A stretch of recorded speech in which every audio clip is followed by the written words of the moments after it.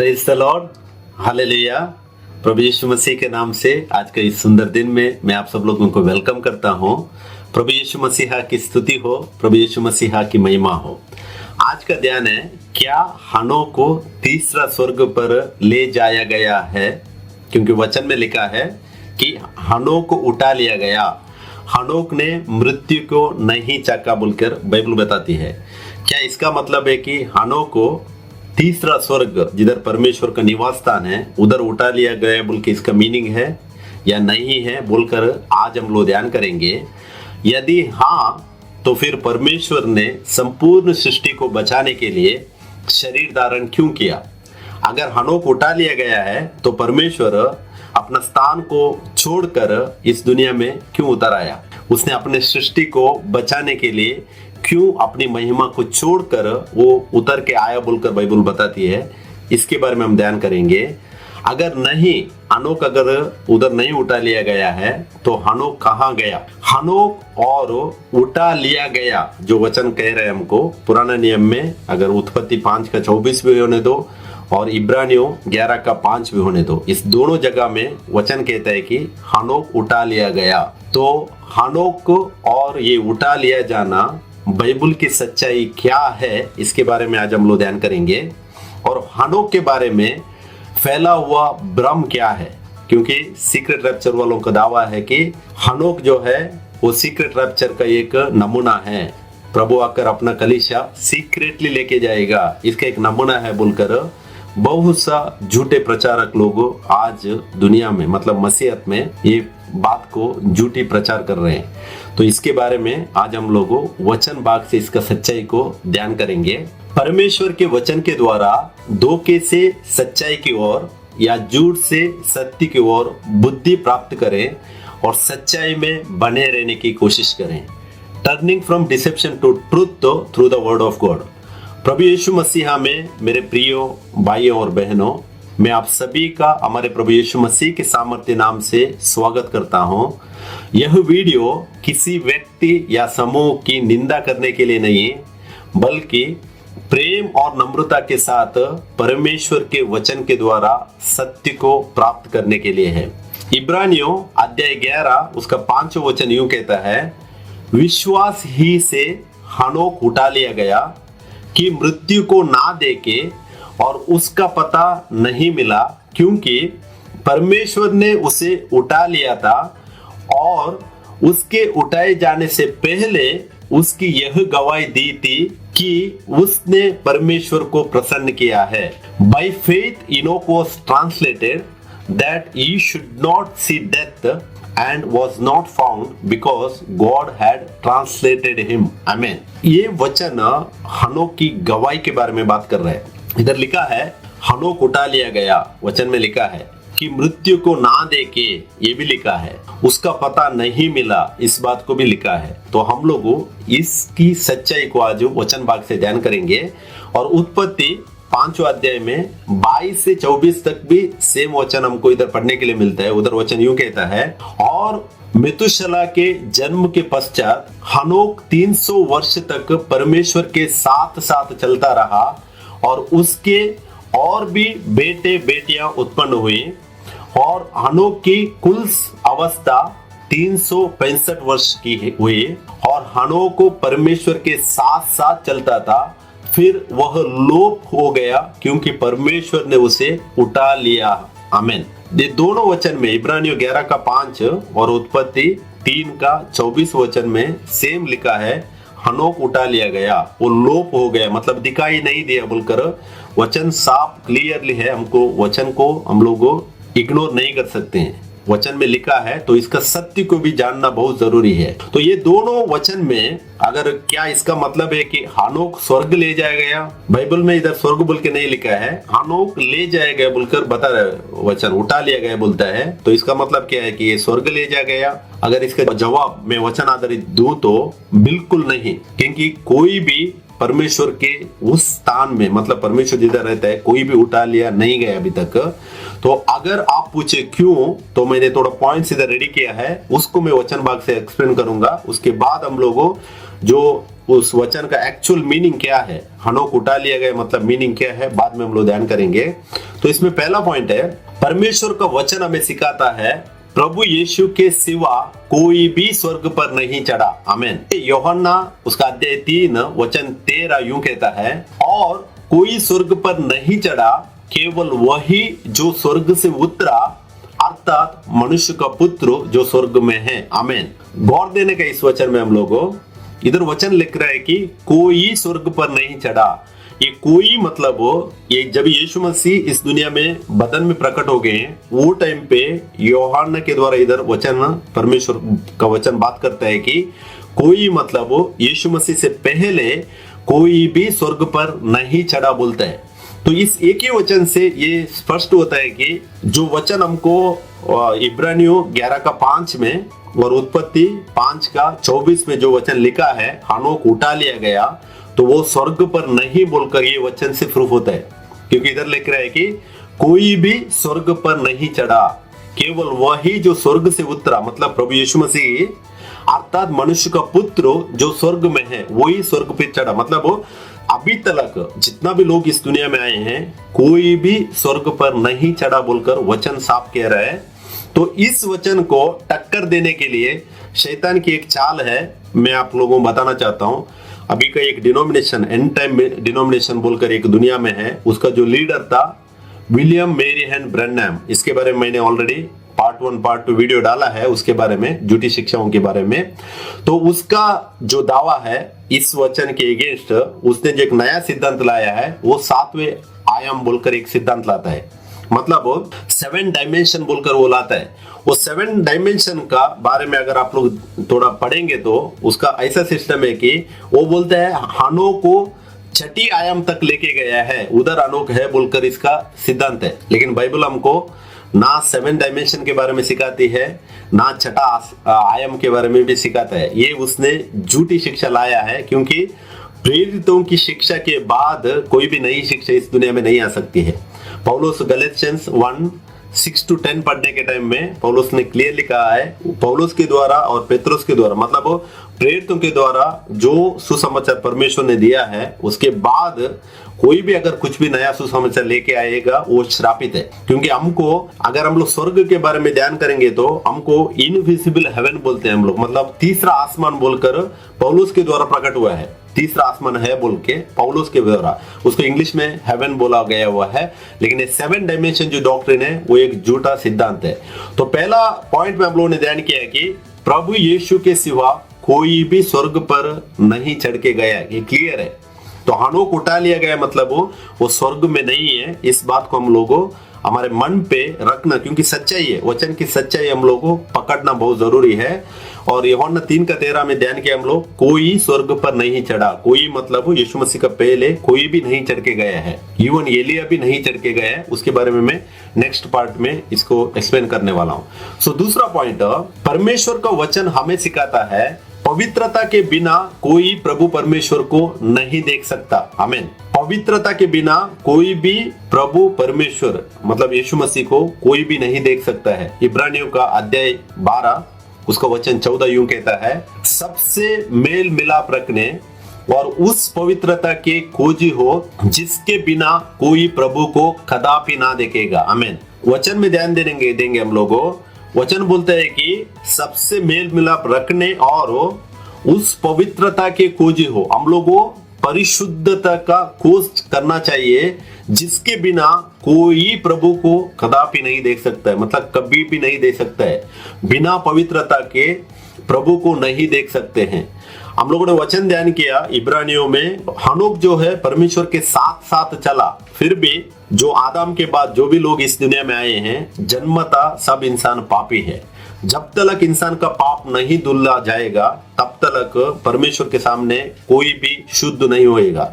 इसके लिए परमेश्वर अपना स्थान को छोड़कर इस दुनिया में उतर के आया, बाइबल हमको बताती है। और प्रभु का लहू गिरने तक सब लोग बंधन में थे। इवन पुराने नियम के अगर धर्मी लोगों के बारे में भी हम लोग लेंगे, नूह होने दो, अब्राहम होने दो, सब जो भी नबी लोग थे परमेश्वर का, वो लोग अपने क्रियों के द्वारा धर्मी गिने गए थे। इवन हनोक भी परमेश्वर के साथ साथ चला, उसका जो काम है, उसका जो फेथ है, उसका जो क्रिया उसने किया था, काम किया था, कार्य, उसमें वो धर्मी गिना गया था। फिर भी वो आदम से आए वो पाप की वजह से वो धर्मी नहीं था परमेश्वर के सामने। जब तक यीशु मसीह का लहू इस दुनिया में नहीं बहाया गया तब तक वो धर्मी नहीं बना।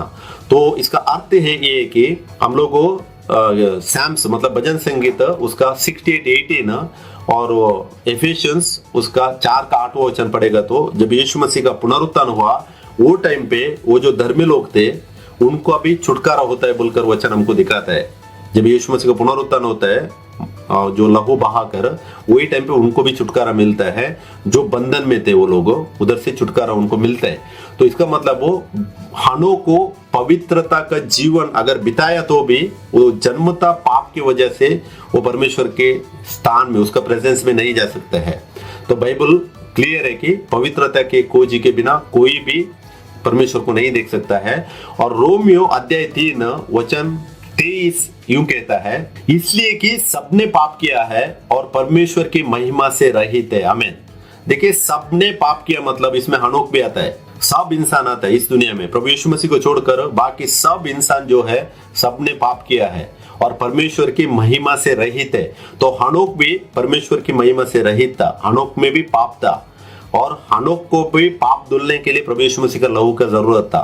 तो हम लोगों ने दूसरा पॉइंट भी ध्यान किया कि पवित्रता के बिना कोई भी परमेश्वर को नहीं देख सकता। इसका मतलब वो हनोक को परमेश्वर का सम्मुख में या परमेश्वर जिधर रहता है, होली प्लेस बोलते हैं हम लोगों, उधर हनोक नहीं उठा लिया गया। और तीसरा पॉइंट, परमेश्वर का वचन हमें यूं सिखाता है, सभी शारीरिक रूप से मर चुके हैं। जितना भी लोग आदम से लेकर आए इस दुनिया में, इवन प्रभु यीशु मसीह भी शरीर का मौत को प्रभु ने चखा है, हम जानते हैं। प्रभु भी हमारा पापों को अपने बदन में लेकर प्रभु यीशु मसीह भी शारीरिक मरण को पाए हैं। तो इसका मतलब क्या है कि सभी लोग, जितने भी लोग इस दुनिया में आए हैं, बिना मर के कोई भी नहीं उठा, कोई भी नहीं गया है। इब्रानियों का अध्याय उसका 11 वचन 13 यूं कहता है, ये सब विश्वास ही की दशा में मरे और उन्होंने प्रतिज्ञा की हुई वस्तुएं नहीं पाए, पर उन्हें दूर से देखकर आनंदित हुए और मान लिया कि हम पृथ्वी पर परदेशी और बाहरी हैं। आमीन। इधर 13 वचन, 5 वचन में हम लोगों ने देखा हनोक उठा लिया गया, लेकिन उधर ही नीचे देखिए 13 वचन कहता है कि ये सब विश्वासी ही की दशा में मरे। ये सब बोलेगा तो इसमें हनोक भी आता है, क्योंकि उधर ये जो चैप्टर है 11वां चैप्टर ईमान के बारे में, विश्वास के बारे में इधर पौलुस लिख रहा है और ऊपर लिखता है हनोक के बारे में। तो नीचे वो उसका क्लैरिटी देता है कि ये सब मतलब हनोक भी आया उसमें, ये सब विश्वासी ही की दशा में मरे और उन्होंने प्रतिज्ञा की हुई वस्तुएं नहीं पाई। प्रतिज्ञा किया वो वस्तु क्या है? एटर्नल लाइफ हो, अनंतकालिक जीवन। हम लोग नित्य जीवन बोलते हैं, एटर्नल लाइफ बोलते हैं, अनंतकालिक धार्मिकता बोलते हैं। प्रतिज्ञा किया हुए वस्तु को वो लोग नहीं पाए बोलकर वचन बाइबल क्लियरली कहता है। उन्होंने दूर से देखा, मतलब वो लोगों ने भी, जैसा हम लोग अभी देख रहे हैं प्रभु यीशु मसीह आने वाले हैं, एक दिन हमको लेके जाने वाले हैं, वो लोगों ने भी उसका प्रतीति किया है। वो लोगों ने मान लिया और पृथ्वी पर परदेश होकर वो लोग रहे थे, लेकिन मर गए बोलकर वचन इधर 13 कहता है। और रोमियो उसका 5वां अध्याय वचन 14 यूं कहता है, तो भी आदम से लेकर मूसा तक मृत्यु ने उन लोगों पर भी राज्य किया जिन्होंने उस आदम के अपराध की नाई, जो उस आने वाले की चिन्ह है, पाप ना किया। आमीन। ध्यान देने का इधर, तो भी आदम से लेकर मूसा तक मृत्यु ने उन लोगों पर भी राज्य किया। वचन क्लियर है, आदम से लेकर मूसा तक, उसका बीच में हनोक आते हैं। तो वचन क्लियर कहता है कि इधर आदम से लेकर मूसा तक मृत्यु ने उन लोगों पर भी राज्य किया, मतलब सब लोगों के ऊपर मृत्यु का राज्य चला है जिन्होंने उस आदम के अपराध की नाई, मतलब वो इधर कंपैरिजन यीशु मसीह के लिए दे रहे हैं, उन आदम के जैसा अपराध की नहीं जो उस आने वाले की चिन्ह है, जो यीशु मसीह है, पाप ना किया। यीशु मसीह ने पाप नहीं किया, लेकिन बाकी सब लोगों ने क्या किया है? पाप की वजह से मरे हैं बोलकर इधर रोमन्स 5:14 भी क्लियर कहता है। तो इधर तीसरा पॉइंट भी क्लियर है, सभी जो इंसान इस दुनिया में शरीर में आए सब मरे चुके हैं, उसमें हनोक भी मरा हुआ है। और चौथा पॉइंट, परमेश्वर का वचन हमें यूं सिखाता है, मांस और लहू परमेश्वर के राज्य के अधिकारी नहीं हो सकते, नाशमान देह अविनाशी को पहन लेना अवश्य है। आमेन। मांस और लहू, क्योंकि परमेश्वर का राज्य में, प्रभु यीशु मसीह भी बोलते हैं, बहुत से एग्जाम्पल दिया है प्रभु यीशु मसीह ने, परमेश्वर का राज्य में ये जो शरीर है हमारा, मांस और लहू का शरीर उधर एंटर नहीं होएगा। अगर हम लोगों पहला कोरिन्थियस उसका 15वां अध्याय वचन 50 एंड 53 दो ही वचन पढ़ता हूं मैं, यूं कहता है, हे भाइयों मैं यह कहता हूं कि मांस और लहू परमेश्वर के राज्य के अधिकार नहीं हो सकते और ना विनाश अविनाशी का अधिकारी हो सकता है। और 53 वचन यूं कहता है, क्योंकि अवश्य है कि यह नाशमान देह अविनाशी को पहन ले और यह मरणहार देह अमरता को पहन ले। आमेन। इसमें हम लोग ध्यान देने का है, वचन कह रहा है, इधर पौलुस लिख रहा है, मांस और लहू परमेश्वर के राज्य के अधिकारी नहीं हो सकते। आमेन। अगर हनोक उठा लिया गया है, मतलब स्वर्ग में, ऑलरेडी क्लियर है कि जॉन 3:13 के हिसाब से हनोक नहीं उठा लिया गया, लेकिन फिर भी मैं और भी बहुत सा रेफरेंस दे रहा हूं इधर। मांस और लहू मतलब वो हनोक अगर ट्रांसफिगरेशन हो गया तो उसका बॉडी क्या होने का है, अमरत्व को धारण करना पड़ेगा। 53 बोलता है, नाशमान देह अविनाशी को पहन लेना बहुत जरूरी है और मरणहार देह, शरीर में सबको डेथ आना है। इवन प्रभु यीशु मसीह दूसरा आगमन में जो शरीर में जिंदा हैं वो लोगों को भी ट्रांसफिगरेशन होने के टाइम में वो लोग बॉडीली डेथ को पाएंगे। सब लोग बॉडीली डेथ पाना ही चाहिए बोलकर क्लियर है। तो मांस और लहू परमेश्वर का राज्य में एंटर नहीं हो सकते हैं। तो चौथा पॉइंट के हिसाब से भी क्लियर है कि हनोक को मरा हुआ है। और पांचवा पॉइंट, परमेश्वर को वचन हमें सिखाता है, मानव जाति का उद्धार एक ही समय में सभी के लिए प्रकट होगा, जब युगों के अंतिम दिन प्रभु यीशु मसीह दूसरी बार लौटेंगे। आमेन। परमेश्वर ने सबका उद्धार एक ही टाइम में, एक ही घड़ी में, एक ही क्षण में रखा हुआ है। बाइबल हमको सिखाता है जब यीशु मसीह का दूसरा आगमन है वही टाइम पे ये जितना भी लोग इस दुनिया में आए हैं उसमें से जो चुने हुए लोग हैं प्रभु यीशु मसीह में या पुराने नियम के भी जो नबी लोग हैं परमेश्वर में होकर चले हैं, उन सब के लिए परमेश्वर ने उद्धार एक ही टाइम में रखा है। ये हमको बाइबल सिखाता है। अगर हनोक पहले गया तो परमेश्वर का इस वचन का मिसअंडरस्टैंडिंग होएगा। तो हम लोगों वचन को सही से लेना बहुत जरूरी है। देखिए इब्रानियों अध्याय 9 उसका वचन 28 यूं कहता है, वैसे ही मसीहा भी बहुतों के पापों को उठा लेने के लिए एक बार बलिदान हुआ और जो लोग उसकी बाट जोते हैं उनके उद्धार के लिए दूसरी बार बिना पाप की दिखाई देगा। आमीन। ये वचन से बहुत अच्छे से हम लोग पढ़ना बहुत जरूरी है। प्रभु यीशु मसीह का पहली बार आना हुआ, अपना बदन में हमारे पापों को उठाकर वो क्रूस पर मर गया और तीसरा दिन जिंदा हो गया। सो सेकंड कमिंग जो है, अभी एक ही कमिंग है, ये सीक्रेट रैप्चर पे ऐड किया है जो ये लोग पूरा बड़े बड़े प्रीचर लोग आज बोलते हैं। ये सीक्रेट रैप्चर किधर से उनको मिला मालूम नहीं है, लेकिन बाइबल बताती है इधर ये वचन में क्लियर है, प्रभु का 2 आगमन, एक ऑलरेडी हो गया, एक बाकी है।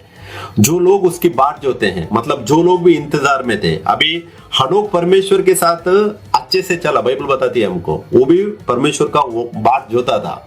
जो लोग भी उसकी बाट जोते हैं उनके उद्धार के लिए, आमीन, यीशु मसीह का आने का दिन ही हमारा सच्चा उद्धार होता है।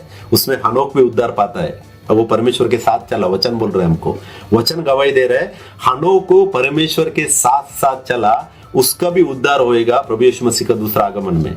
बाइबल बताता है, देखिए, उनके उद्धार के लिए दूसरी बार बिना पाप के दिखाई देगा। आमीन। ये सेम वचन हम लोग यूहन्ना 6 का 39, 40, 44, 54 4 वचन में लिखा है। ये होएगा अंतिम दिन, इस दुनिया का, इस युग का समाप्ति के दिन बोलकर वचन बता रहा है। यीशु मसीह बोलते हैं उधर, मेरा मांस जो खाता है, मेरा लहू जो पीता है, वही अनंत कालिक जीवन पाएगा और उसको मैं अंतिम दिन फिर जिला उठाऊंगा बोलते हैं। तो हनोक भी अंतिम दिन जब यीशु मसीह का दूसरा आगमन में हमारे साथ है, मतलब हमारे से अगर हम बदन में है, हमसे थोड़ा एक क्षण में पहले होएगा। अगर हम भी ऑलरेडी मिट्टी में मिल गए, अगर हम भी अनोख के साथ साथ उठने वाले हैं। तो प्रभु यीशु मसीह को महिमा देता हूँ, बहुत अच्छा प्रकाशन प्रभु ने दिया है।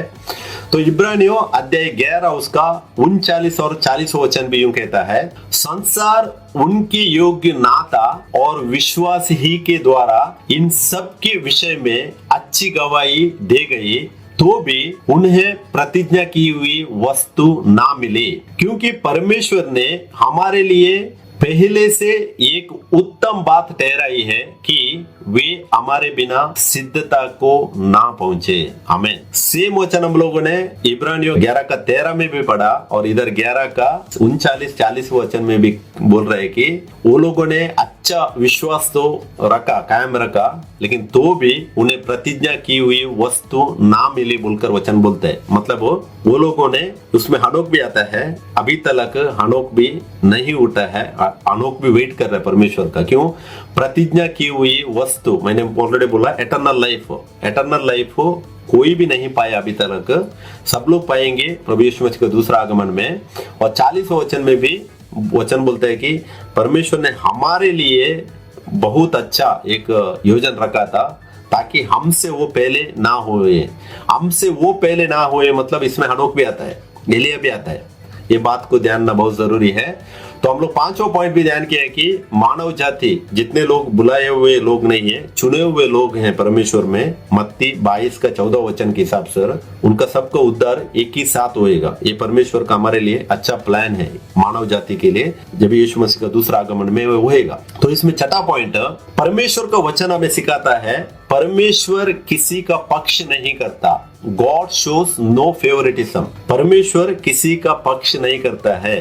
प्रेरितों का काम अध्याय 10 उसका वचन 34 और 35 में पेत्रस लिखता है, तब पतरस ने मुंह खोलकर कहा, अब मुझे निश्चय हुआ कि परमेश्वर किसी का पक्ष नहीं करता, वरना हर जाति में जो उससे डरता और धर्म के काम करते हैं वह उसे बाता है। आमीन, हालेलुया। हम लोगों ने पढ़ा इब्रानियों में 11 का 5 में जो हनोक है परमेश्वर के साथ साथ चला तो परमेश्वर को वो पसंद आ गया। इसका मतलब ये नहीं है कि वो स्वर्ग उठा लिया गया, नहीं है। इधर बोलता है कि पेत्रुस जब कोर्नेलियस को परमेश्वर बचाता है, मतलब अन्य लोगों को भी परमेश्वर अंदर लेके आने का प्लान करता है, वो टाइम परमेश्वर का काम को पेत्रुस पहचानता है और बोलता है कि परमेश्वर किसी का पक्ष नहीं करता है। अगर कोई भी धर्मी होकर परमेश्वर के साथ साथ चलने के लिए अगर मन करेगा, वो परमेश्वर के लिए पसंद है। कोई भी धार्मिक व्यक्ति नहीं है, धार्मिक व्यक्ति परमेश्वर को पसंद नहीं है। परमेश्वर का वचन को इज्जत कर जो भी परमेश्वर का वचन में बने रहकर आगे बढ़ना चाहता है, वो इंसान को परमेश्वर पसंद करता है। हनोक को भी पसंद किया था क्योंकि वो परमेश्वर के साथ साथ चला था। तो परमेश्वर किसी के साथ भी पक्षपात नहीं करता है, तो पक्ष हनोक का पक्ष में भी नहीं लिया है। और एक वचन में देखिए, रोमियो 2 का 11 में भी यूं कहता है, क्योंकि परमेश्वर किसी का पक्ष नहीं करता। ये चैप्टर में भी अगर पढ़ेंगे तो यहूदी और अन्य जातियों के बारे में पौलुस लिखता है और दोनों को अभी इक्वल जो स्थान है, हमको पोजीशन दिया हुआ है, इसके बारे में इधर उल्लेख कर बोलता है कि परमेश्वर किसी का पक्ष नहीं करता है। अगर एग्जाम्पल हम लोग लेंगे तो ये लोग जो अभी भी जो भी बड़े बड़े प्रीचर आजकल प्रीच करते हैं, हनोक को उठा लिया गया, तो हनोक के जैसा ही बाइबल हमको बताता है। अगर हम लोग उत्पत्ति 6 अध्याय पढ़ेगा तो नूह भी परमेश्वर के साथ चला था। वो टाइम का जो युग में परमेश्वर ने नूह को, एक ही इंसान को और उसकी फैमिली को, मतलब इसकी वजह से उसकी फैमिली को धर्मी ठहराया था क्योंकि वो परमेश्वर के साथ चल रहा था। तो क्या नूह को उठा लिया गया? नहीं है, उधर बहुत अधर्म चल रहा था, लेकिन नूह को परमेश्वर ने उधर बचाया। ध्यान देने वाली बात है। अब्राहम के टाइम में भी ध्यान दे दो, अब्राहम को उधर से बाहर आता है, अब्राहम विश्वास करता है, परमेश्वर उसको उधर से बाहर निकालता है। मतलब वो जो भी आचरण वो लोग कर रहे थे, लेकिन अब्राहम नहीं उठा लिया गया। मूसा के बारे में, मूसा को परमेश्वर ने चुना इजराइल को वो गुलामगिरी से बाहर लाने के लिए, लेकिन मूसा को नहीं उठाया। तो ध्यान दें क्या हम लोग, वो उठा लिया जाना उसका मीनिंग अलग है, मैं आगे बताएगा। तो पुराने नियम के भी वर्सेस अगर हम लोग पढ़ेंगे तो व्यवस्था विवरण उसका 10 का 17 पढ़ सकते हैं, दूसरा इतिहास उसका 19 का 7 वचन पढ़ सकते हैं, और आयुब उसका 34 का 19वां वचन, ये पूरा वचन पढ़ेगा तो परमेश्वर किसी का पक्ष नहीं करता, किसी से घूस नहीं लेता है, ऐसा बोलकर वचन हमको पढ़ने के लिए मिलता है। तो छठा पॉइंट भी क्लियर है, परमेश्वर किसी का पक्ष नहीं करता है। परमेश्वर ने हानोक के साथ भी पक्ष नहीं लिया है। हानोक को से पसंद हो गया परमेश्वर, उसका एटर्निटी जो है सेकंड कमिंग में, यीशु मसीह का सेकंड कमिंग में उसको भी मिलने वाला है। तो सातवां पॉइंट, परमेश्वर का वचन हमें सिखाता है, वचन केवल कहता है कि हानोक उठा लिया गया। हानोक के बारे में शास्त्र कहाँ उठा लिया गया नहीं बताता। मतलब वचन लिखा है कि हानोक उठा लिया गया, नहीं तो उसे उठा लिया गया बोलकर वचन है, लेकिन हानोक को स्वर्ग उठा लिया गया बोलकर कौन अभी ये कनेक्ट किया है? ये आजकल का प्रीचर से। बाइबल नहीं बताता है कि हानोक को स्वर्ग उठा लिया गया, किधर भी नहीं लिखा है, लेकिन स्वर्ग बोलकर ऐड कौन किया है? ये हमारे बड़े बड़े जो आजकल बोलते हैं ना 7वां आयाम और 6th डायमेंशन, ऐसा वाला डॉक्ट्रिन जो लाए हैं ये लोग हैं। हानोक उठा लिया गया बोलते हैं बाइबल, लेकिन स्वर्ग उठा लिया गया हानोक के बारे में नहीं बताता है।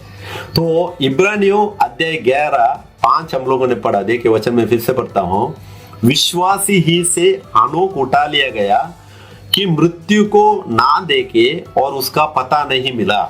मतलब हानोक को उठा लिया गया वचन है, मैं इसका भी अभी मीनिंग देगा आगे। मृत्यु को ना देके, इसके बारे में भी ध्यान करेंगे, किस बात की बात करते हैं मृत्यु के बारे में, और उसका पता नहीं मिला, मतलब वो उधर नहीं दिखाई दिया। तो उत्पत्ति 5:24 भी सेम वचन पढ़ा था हम लोगों ने। हानोक परमेश्वर के साथ साथ चलता था, फिर वह लोप हो गया क्योंकि परमेश्वर ने उसे उठा लिया गया। दोनों वचन में उठा लिया गया है, लेकिन स्वर्ग बोलकर जोड़ा कौन है? ये अभी का जो सीक्रेट रैप्चर डॉक्ट्रिन वाले। तो ये पूरा पॉइंट्स हम लोगों ने जो ध्यान किया है अभी, हानोक को हमारे जैसे ही एक इंसान था, अच्छा फेथफुल था, परमेश्वर के साथ चला। इसका मतलब ये नहीं है कि वो स्वर्ग ले जाएगा, नहीं है, क्योंकि प्रभु स्वयं उतर के आया हमको उद्धार देने के लिए, हमको बचाने के लिए। उसमें पुराने नियम के लोग भी आते हैं। Hebrews 9:27 क्लियरली कहता है, 27:28 कि सबके पाप उठाकर वो हमारे लिए कुर्बान हो गया। तो इसके लिए आज अभी हम लोग ध्यान करेंगे ये जो उत्पत्ति 5:24 और इब्रानियों 11:5 का रियल मीनिंग क्या है। परमेश्वर ने उसे उठा लिया, और इब्रानियों में लिखा है कि मृत्यु को ना देके, और परमेश्वर ने उसे उठा लिया, उसकी यह गवाही दी गई है। तो पहले इसमें ये पॉइंट में हम लोग पहले ध्यान करेंगे, परमेश्वर ने उसे उठा लिया था। ये उठा लिया बोलकर जो नया नियम में इब्रानियों 11:5 में जो वर्ड यूज किया, देखिए इधर ग्रीक का मैंने एक्सप्लेनेशन डाला हुआ है, ग्रीक वर्ड बाइबल से। इसको वर्ड जो यूज किया है मेटेटेते, मेटेटेते बोलेगा तो ये यूनानी शब्द है, मतलब ये ग्रीक वर्ड है मेटेटेते। ये ग्रीक वर्ब है, वर्ब मतलब क्रिया को दर्शाता है या काम हुआ बात को दर्शाता है। तो इसका मतलब है कि इंग्लिश में बोलो तो was taken up, was translated, was transferred, was removed, मतलब उठा लिया। इसका अर्थ है, अगर हिंदी में मैं इसका अर्थ दे दूं तो इसका अर्थ है कि एक स्थान से दूसरे स्थान पर ले जाना, नहीं तो किसी चीज को हटा देना, जिधर वो है उधर से हटा देना, नहीं तो उठाकर ले जाना, मतलब वो अलग जगह में ट्रांसफर करना, और स्थानांतर करना मतलब मूव करना उधर से, या स्थान बदलना। ये पूरा मीनिंग देता है इसको। ये मेटेटेते जो वर्ड है ग्रीक का इधर यूज किया है पौलुस ने, वो उसका मीनिंग है कि जिधर वो था हानोक को, उधर से उसको उधर से मूव किया बोल के मीनिंग है। इसका अर्थ ये नहीं है कि वो स्वर्ग ले जाएगा, स्वर्ग का वर्ड ऐड किया मैंने ऑलरेडी बोला, ये नहीं है, गलत है।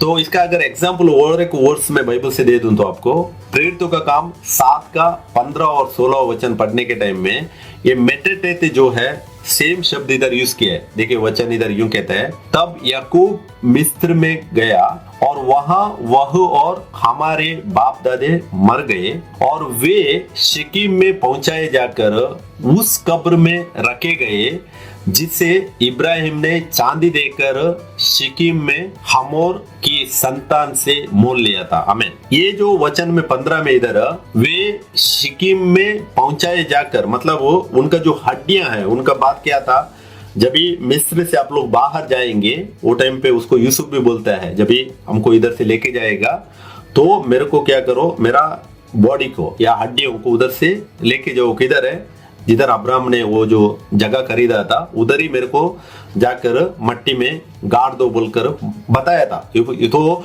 यूसुफ का हड्डियां इधर शिकिम से जो इजिप्ट से मूव कर जो शिकिम में लेके गया है, उसको जो वर्ड यूज किया हुआ है सेम मेटेटेते है। मेटेटेते मतलब अभी इस वचन के हिसाब से इसका मतलब ये नहीं है कि यूसुफ को डायरेक्ट स्वर्ग उसके हड्डियां स्वर्ग पहुंचा दिया बोलकर मीनिंग नहीं है ना। हम जान सकते हैं, हम समझ सकते हैं, क्योंकि इजिप्ट से जब ये लोग वापस मूसा ने उनको छुटकारा देने के लिए बाहर लेके जा रहा था, वो टाइम पे वो लोगों ने यूसुफ का वो हड्डियों को उधर से लेके गया, शकीम में पहुंचाया और उधर गाड़ दिया। मतलब एक जगह से इजिप्ट से उसको मूव करके किधर लेके गए वो लोगों, शिकिम में लेके गया। ये सेम वर्ड इब्रानी 11:5 में मेटेटे थे, और इधर भी जो प्रेरितों का काम 7:15-16 में जो वर्ड यूज किया है, ये सेम मेटेटे वर्ड है। मतलब इसका मतलब क्या है कि एक जगह से दूसरा जगह तक हस्तांतर करना या मूव करना बोलकर मीनिंग है।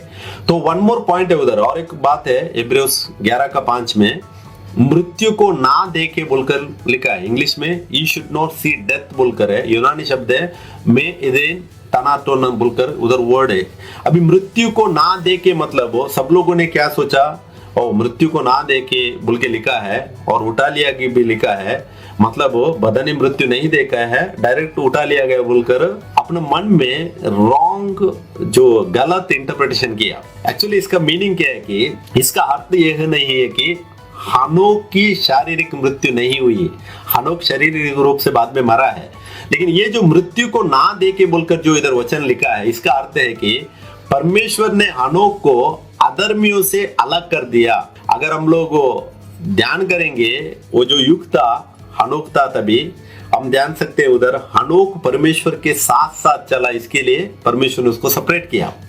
मतलब वो टाइम पे दानव थे। अगर हम लोग उसके बाद 5वां अध्याय के बाद 6वां अध्याय में हम लोग पढ़ सकते हैं कि परमेश्वर उधर इंसान को देखता है कि एक भी धर्मी नहीं मिलता है, सिर्फ उधर नूह मिलता है। मतलब ये हनोक का युग होने दो या नूह के युग के टाइम में वो सेम युग है। वो युग में क्या था, पूरा अधर्म भर गया था, मतलब परमेश्वर को खोजने वाला कोई भी नहीं था।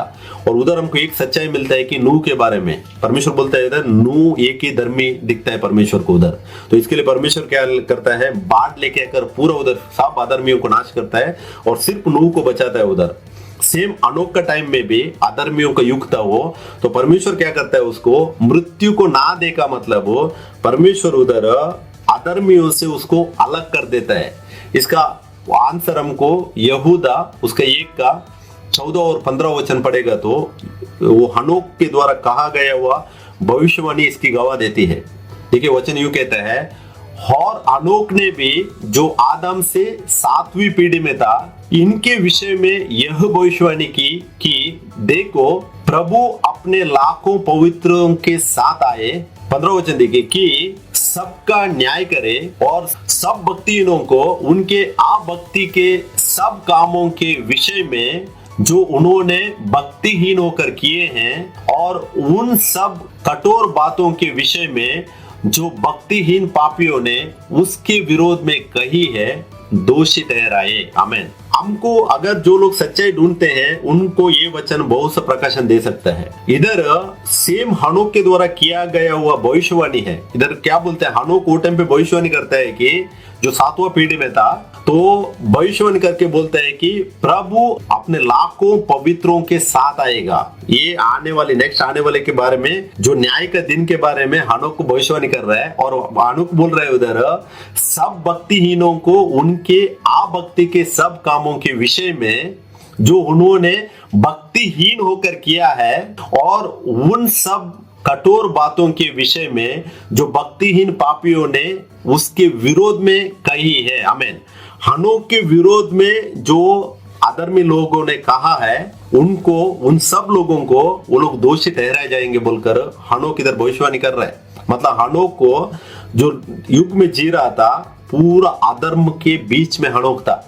ये वचन से हमको क्लियरली जान सकते हैं कि वो मृत्यु को ना देखा बोलेगा तो वो अधर्मियों के साथ नाश नहीं हो गया या होएगा बोलकर उसने भविष्यवाणी किया के बारे में इधर बता रहा है।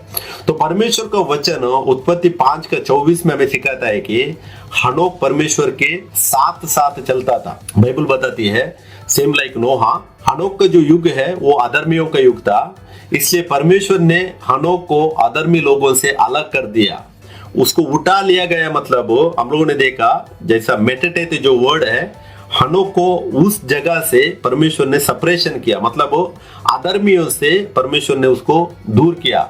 जैसा हम लोगों ने अगर एक एग्जांपल मांगता है तो मैं यूहन्ना 8 का 51 वचन दे सकता हूँ। उधर वचन देखिए, यीशु मसीह कहता है, मैं तुमसे सच सच कहता हूं कि यदि कोई व्यक्ति मेरे वचन पर चलेगा तो वह अनंत काल तक मृत्यु को ना देखेगा। आमीन। अब यीशु मसीह बोलते हैं इधर, अगर कोई इंसान प्रभु यीशु मसीह के साथ साथ चलेगा वो कभी मृत्यु को ना चखेगा। तो अभी 2000 साल से जो लोग भी प्रभु यीशु मसीह के साथ चले हैं वो लोग तो बदनी रूप में सब लोग मरे हैं। तो प्रभु यीशु मसीह इधर किसके बारे में कह रहे हैं?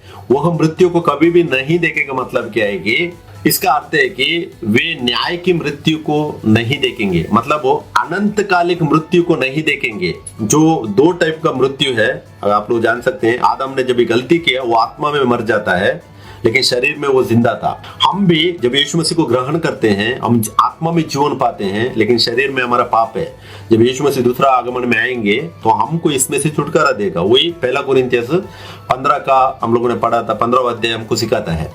तो हनोक मृत्यु को ना चका, मतलब वो नेक्स्ट अनंतकालिक जो मृत्यु है उसमें से वो बच गया बोल के मीनिंग है उसका। मतलब परमेश्वर ने उसको क्या किया है, अधर्मी लोगों से सेपरेट किया तो मृत्यु को नहीं चका, और परमेश्वर ने उसको उठा लिया, मतलब वो परमेश्वर ने उसको एक जगह से दूसरा जगह ट्रांसफर किया। तो परमेश्वर ने उसे दुष्ट लोगों के हाथों में से मृत्यु से बचाया, उनके साथ जजमेंट नहीं होने का। वही यूदा हम लोग 1 का 14-15 में उसने खुद भविष्यवाणी किया है, और परमेश्वर उसे उसी सुरक्षित स्थान पर ले जाकर परमेश्वर रखता है उसको, मतलब वो उधर से लेकर परमेश्वर दूसरा जगह में रखता है।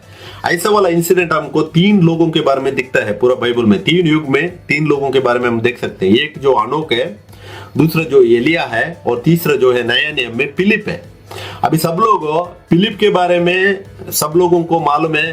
फिलिप वो जो प्रेरितों का 8वां चैप्टर में जब वो खोजी को सुसमाचार देता है, उसके बाद परमेश्वर की आत्मा उसको एक जगह से दूसरा जगह उठा कर लेके जाती है। अभी उसमें किसी को भी डाउट नहीं है, सब लोग उसको सच्चाई को मानते हैं। लेकिन ये 2 चीज में, इधर जो हनोक के बारे में और एलाइजा के बारे में जो परखने में लोगों ने गलती किया है, इसके लिए बोलते हैं कि स्वर्ग लेके जाएगा बोलकर परमेश्वर का वचन के अगेंस्ट झूठा प्रचार कर रहे हैं।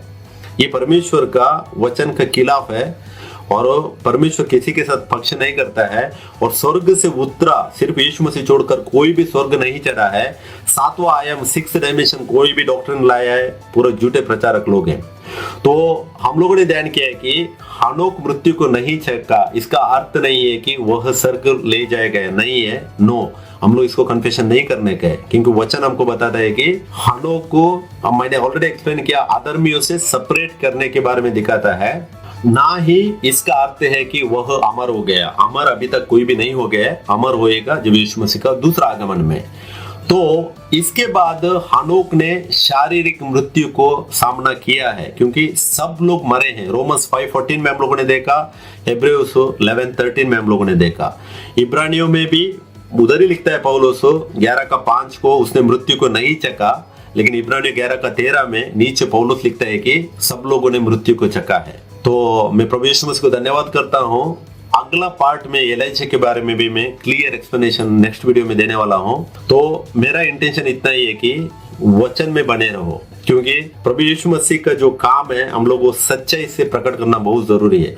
उद्धार का दिन जो रखा है प्रभु यीशु मसीह का दूसरा आगमन में, वो इस दुनिया में जितने भी लोग आए हैं उसमें जो लोगों को चुना है परमेश्वर ने, उन सब लोग एक ही साथ उद्धार पाएंगे। उसमें हनोक भी आएगा, एलिया भी आएगा, फिलिप भी आएगा। कोई भी थर्ड हेवन में, तीसरा आसमान में, या परमेश्वर जिधर रहता है उधर कोई भी उठा लेकर नहीं गया है। उठा लिया मतलब वो मैंने बताया ऑलरेडी, ग्रीक का जो वर्ड है मेटेटेते, वो एक जगह से दूसरा जगह में ट्रांसफर करने के बारे में बता रहा है। और वो क्यों किया था उसका भी आंसर हमको बाइबल में है, क्योंकि वो जो युग था अधर्मियों का युग था, वो टाइम पे जो भी दानव लोग थे और बुराई चल रहा था, जैसा सुदोम गोमोर एग्जाम्पल है, जैसा नूह के टाइम में भी परमेश्वर स्वयं गवाही दे बता रहा है वचन में कि नूह को अकेला को धर्मी पाता है। उधर नूह से पहले हनोक था, तो हानोक को परमेश्वर क्या करता है, अधर्मियों से अलग करता है। ये वचन की सच्चाई है। मैं आप सब लोगों से रिक्वेस्ट करता हूँ, वचन में बने रहिए, सच्चाई में बने रहिए और प्रभु यीशु मसीह के साथ अनंत काल में जाने के लिए वचन को पकड़कर, सच्चाई को पकड़कर आगे बढ़िए। ना कि कोई झूठा प्रचारक लोग यीशु मसीह के जो प्रेरित आने के बाद, बाइबल सील होने के बाद नया नया डॉक्ट्रिन लेके आकर, अभी सीक्रेट रैप्चर का वो एग्जाम्पल है, 7वां पीढ़ी में था, बाद में परसों एक में प्रीचिंग सुन रहा था, वो बोलते हैं हानोक जो है सीक्रेट रैप्चर का एग्जाम्पल है, नूह जो है कष्टकाल का एग्जाम्पल है बोलकर प्रीच करता है। कैसा अज्ञान है, और अपने आप को सामने बड़ा अपोस्तल बोलकर टाइटल डालकर प्रीच कर रहा है। मेरे को हंसी आता है ये लोगों को देखने के लिए। टाइटल तो अपोस्तल का लगाते हैं लेकिन वचन का ज्ञान नहीं है, परमेश्वर को वचन का अगेंस्ट ही प्रीच करते हैं और बहुत बड़े सेवक है इस दुनिया में। तो मैं उनको जज नहीं करेगा, लेकिन आप लोगों को, जो लोग भी ये वीडियो देख रहे हैं, जिनको भी सच्चाई मांगता है, वचन में बने रहने का है, मैंने पॉइंट वाइज एक्सप्लेन किया है और उसका रियल मीनिंग भी, जो ग्रीक वर्ड है क्या है बोलकर नया नियम में, उसका भी मैंने मीनिंग इधर एक्सप्लेन करके आप लोगों को दिखाया है। तो मेरा इतना ही रिक्वेस्ट है कि वचन में बना रहिए, आपको कोई भी धोखा नहीं देने का है, अनंत कालिक से वंचित नहीं होने का है। वचन को तामे रहिए, सच्चाई को तामे रखिए और अनंत कालिक तक अपने आप को चलाइए। तो मैं प्रभु यीशु मसीह को धन्यवाद करता हूं और आज का इस मैसेज भाग का सारा प्रशंसा, महिमा सब कुछ हो, और इसका जो गहराई समझने के लिए भी प्रभु ने कृपा की, इसके लिए इसका सारा महिमा मैं प्रभु यीशु मसीह को देता हूं।